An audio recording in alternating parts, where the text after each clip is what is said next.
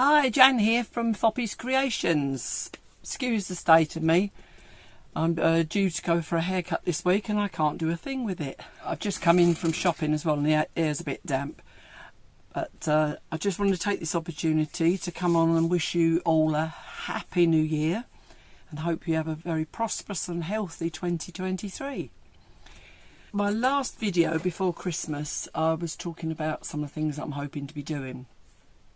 And I haven't actually made anything since then because over Christmas, as is almost normal for most people, not for me, I've had a really bad virus, cold and coughing and everything, and I've still, I don't know if you can hear it, but it's still in my voice.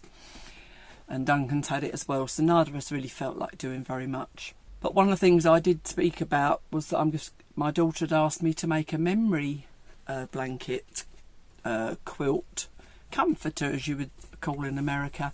So she gave me a bag of her baby grows and dresses and things that my youngest granddaughter's grown out of. And I really enjoyed making them for the twins, and I did show a picture of that on the last video, or both quilts.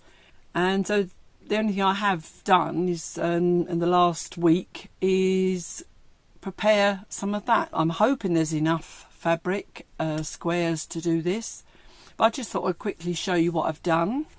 First of all, I'm not sure how many baby grows and pieces of clothing there were. Anything I haven't yet done is because this is quilted, I haven't decided quite what to do with this, whether to keep it double-sided or whether to cut it up and then have more material, which would make more sense. But that's just a little coat that she gave me. Other than that, I've got that much, and it doesn't seem a lot, but I might be just thinking of when I did the twins quilts, obviously there would have been twice as many clothes. But I shall see. I've asked my daughter to measure because I can't remember what size I did the last quilt. My daughter's going to send me the measurements, and if I haven't got enough here, then I'm sure I've got enough other fabrics that I can sort of put in with it as well. And what I've been trying to do when I'm cutting it is trying to keep back any little features of the baby grows dresses or whatever that I could actually include in the quilt as an extra memory. What I've done, I've kept the feet.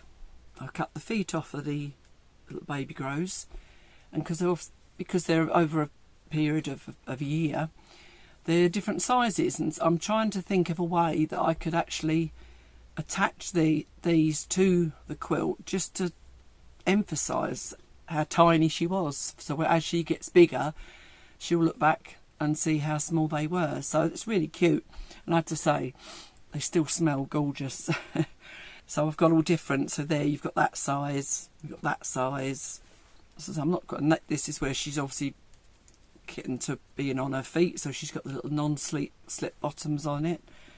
So as I say, I've not kept loads but a few, and just so I can see what I decide to do with them.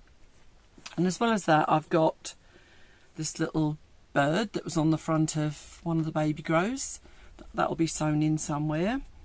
What I've got to do is do all of the squares, put them together, and then add these, also applique them afterwards. And this is another little one, this little, like a corduroy stripe one.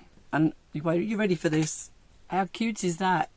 So I'm going to keep that as it is, and I'm going to actually applique that right in the centre of the quilt because I think that is going to look adorable. It actually just says on it, little flower, and it is adorable. Then one of the last things I actually cut open was one of the bigger items that she's obviously only just grown out of, and it said FLO and then WER underneath. So what I've done, I've cut, that's the FLO.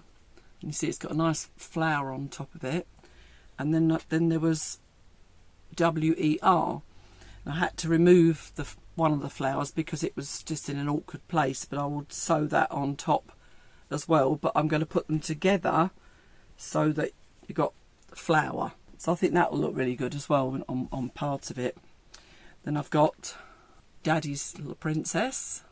This one just says tiny tatty teddy. Then we've got You Are So Loved, like a tatty bear, which is what the other bit came from. Some more feet. Just got little giraffes and things on those ones, the giraffes and zebras.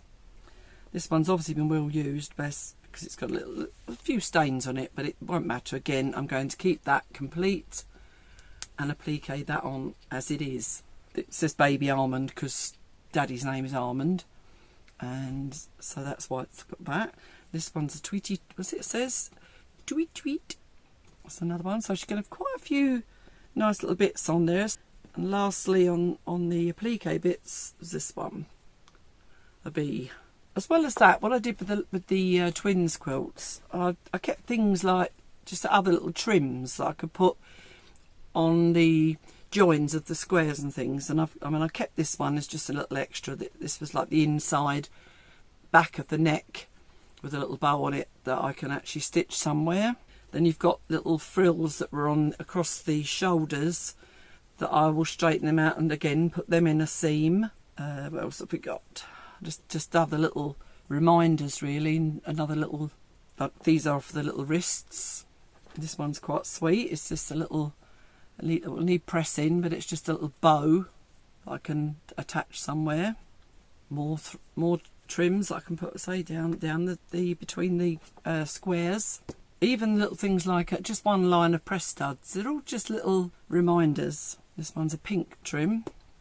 What else have we got? Another one with press studs.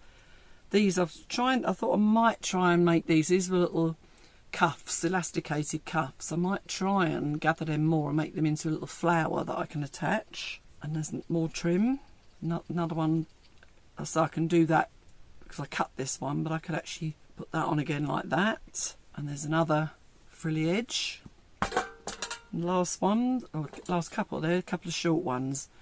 What I was going to do with them I don't know, but I was going to keep them just to make sure. And there's a few odd buttons that I can actually, maybe if I make flowers, because what I did as well, I kept some of the pretty ones with just the extra bits of fabric that I couldn't get squares out of.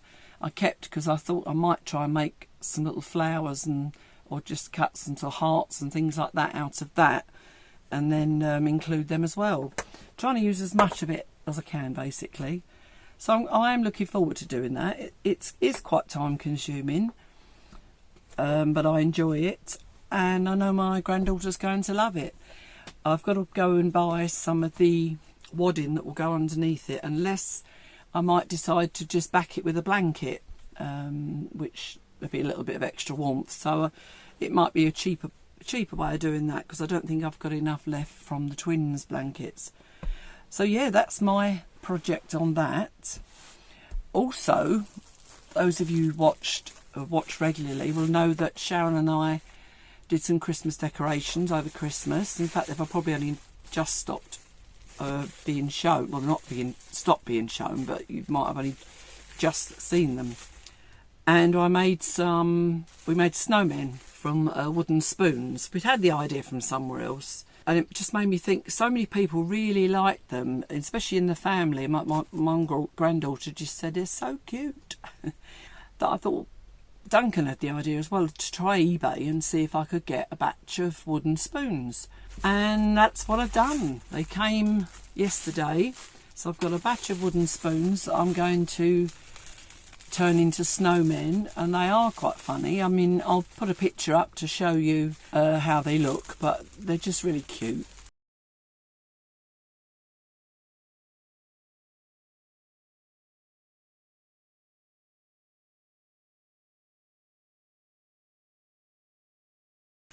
And yeah, these are all different size spoons, so you can sort of make a family of them as such.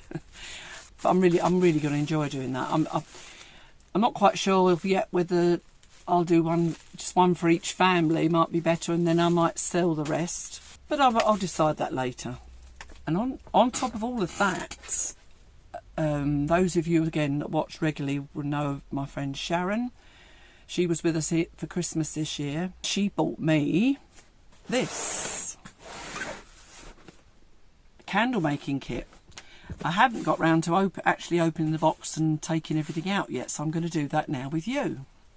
We'd spoken about it, about what she said, what can I get you for Christmas, and I said I wouldn't mind some bits to go towards making candles, because she already had some, which is why we ended up making the candles that you would have seen in the very short video prior to Christmas. So she does do it quite often, so let's see what I've got inside. Right, oh okay, so some ribbon. Not quite sure what, maybe you decorate with that. Then you've got some little moulds, so you can make tea lights really. So I've got in there, I've got a square, I've got a heart and a circle, and then there's a star. So that's a good start. What my intention is when I get, as we did with the last lot of candles, is when I get lots of candles that, you know, when they get to a point where they're just not going to burn anymore, just gather them all together, much the same as you do when you've got little bits of solid soap left. Melt them all together and make a candle, which say is exactly what we did with the last lot. So that's my main intentions, is to make use of those and use those containers rather than go and buy more candles. What else have we got? Ah, all right. So this is a thermometer. So that's for measuring the temperature of the wax, I assume. Again, I'm going to have to read up on that. So that's, I've actually just asked for my birthday, because I can't think of anything that I actually need. I've actually asked for my birthday a kitchen thermometer, like probing thermometer like that. So we get a pack of soy wax. So that's good, and she's not used soy wax before, so that's going to be interesting to have a go with that. Another nice container, so you can make one as a present. That's pretty, like the colour of that. Oh, that's pretty. So you get, again, you can make a gift candle there in a jar. So I had no idea what was in here. I just didn't get round to, because I haven't been feeling very well, I haven't got round to looking at them. And that's another jar. More soy wax. So there's 2 of those. 3 of those. 4. Wow. I don't know what they are. I'll have to read up on those. They're just like foam. They look like foam coasters. And one says friendly and one says Lintu. I don't quite know what that means, but we'll look that up. Ah, right. And this is the bits and pieces. So we've got, right, now these are what you use. You put them over. Let me just get the lid off this. This is to hold up the wick. So you put the wick through the hole and then you do that, and it keeps it in the centre of the jar while it goes solid. It's good we've got some of those. Colours, I think. Yep. So, I'm not sure, but I think that's a colour. You must melt that in the wax. You can see I'm not a candle maker normally, can't you? Because I don't know what these things are. Then you've got a spoon just to stir it around while it's melting. So far we've got, I think it's 4 colours. So we've got red, sapphire, purple and green. Then we've got a lot of wicks. So I think there's about 20 there. So they obviously stand in there. So there's some foam stickies to go on the bottom. If any of you watching actually have had one of these kits and knows what these things are, do tell. Although I'm going to find out when I want to look at the instructions. This again is, I think, is for placing your wick and holding it still. So I'm a bit confused unless it just gives you a choice. Maybe it depends on your reciprocal or jar or whatever you're going to use to what you use. I might have a look at that in a minute before I finish filming. Oh, it's another one to make a present. There's another nice colour. And then this is obviously for melting it in, and then you've got little pouring edges to pour it into the jar. Well, there's more. Oh, I think I know what this is. This is the perfumes. Oh, so we've got mint, and we've got vanilla, lavender. There's always a lavender, isn't there? And the last one, I reckon, should have got a guess from me anyway, rose. So there's 4 nice perfumes. And that'd be nice to know, because when we made the others, we wasn't too sure how much actual fragrance to put in. So, watch this space, because no doubt I'm going to be making some candles with this, and of course I've got to film it to show you, haven't I? There, well, thank you again, Sharon. You're bound to be watching. I'm really pleased with that. And I'm going to now have a read up to see what I do with those things. Right, let's have a look. So, yes, so those like almost like a lolly stick, and the metal ones, they're both for holding the wick in place. And the ones that I said was colour dyes. Now the glue dots, I'm not sure, unless it may be the glue dot is to hold the metal part of the wick on the bottom of the jar. I think it may be that, so it makes sure it stays to the bottom. So you've got 2 candle tins with lids, yep, 20 wicks, that's the melting pot. You've got the Watsai wax, you've got a thermometer. Ah, they're the heat resistant anti-slip mats. Right, so that's obviously for putting maybe the melting thing on it. We'll find out. 2 glass jars, fragrances, stirring spoon, and some ribbons. Not quite sure what we do with them. Maybe you put them around to the top of the jars to make the jars look pretty. And the moulds. Yep. So you can see there's all instructions there. No doubt it's in all different languages. Yep. So we've got French, Italian, Spanish, German and English. I'm quite excited now. I'm going to have to put all this away. So you see there I've got 3 projects to be done in 2023, and obviously there'll be others coming up. I'll tell you one thing, I did actually watch, Sharon and I both watched actually, a lady yesterday who was changing, obviously I know to do this anyway, but I've not actually done it, and sometimes you need to watch someone else to inspire you and make you think about doing things and remind you of things you were going to do. And obviously I hope that's what I do for you. But I've got several jumpers and t-shirts and things that I want to change, and she had some really good ideas on making t-shirts that are a bit snug and making them bigger.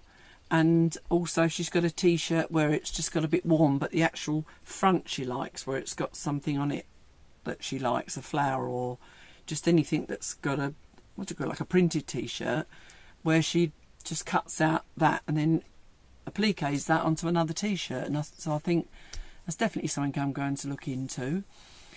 And the jumpers, she had jumpers where it's a high neck, and she doesn't like high neck, much like myself, and she made it lower. And also she'd done a v-neck, and she'd done a slit on the shoulder, all these sort of things. It's really made me whet my appetite, and I want to get doing some of that again. So I'm going to be looking through my wardrobe to see what I can do there as well. And also we saw someone making a blanket coat. Well, there's no machine stitching in that at all. It's done by hand with literally blanket stitch everywhere, and we're inspired. What can I say? We're going to give that a go too, because I've got some lovely mustardy yellow blankets here that I bought. I did buy this a long time ago, and it's never used as a blanket, so I'm going to think about making that into a small jacket. So yeah, lots to do. I'm still in the middle of trying to knit Duncan's jumper because I went wrong, so because I got annoyed with myself, I've got to go back and get that finished before I even think about knitting anything else. Sharon knitted herself a headband yesterday because she said she'd seen it on someone else and wanted to do the same, keep her ears warm, so she did that. That came out really well. So other than that, I think, I've got a lady coming to have coffee with me and to look at my serger. I forgot the name of it then. Come look at my serger because she's, by all accounts, a lot more experience with them on when something goes wrong, what do you do? So she's going to come and see me, and we'll have a coffee and we'll look at the machine. And by all accounts, she's obviously a crafter, so she's also going to be bringing me some crafting stuff that she's having a clear out of. Like I need any more stuff. But I'm looking forward to that. So again, happy 2023, and I hopefully will see you next week. Stay tuned. Please share with your friends. And by the way, I really hope you enjoyed the Christmas video, Sharon and I had a real laugh doing those. So, okay, we'll see you very soon. Bye.